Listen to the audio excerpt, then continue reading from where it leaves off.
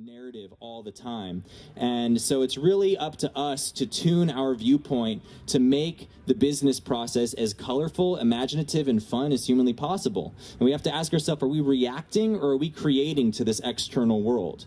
And so that's kind of interesting. Do we look at something, we do have our initial like, that's interesting, that's like that, I don't like that.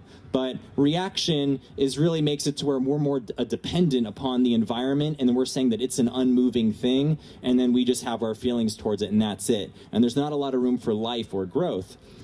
Creation is very different because it puts the power to the individual and it allows us to influence what something looks like. So what's funny about the word reaction and creation is they actually have the same letters in them. If you look, they're the same exact letters, but all you're moving is the C in the react, that ACT. You're just moving that C to the front and you're making create. So it's the same exact material, but it's just a shifting of the letters. And so maybe that's how little of a move we need to take to start shifting from reaction to creation ourselves.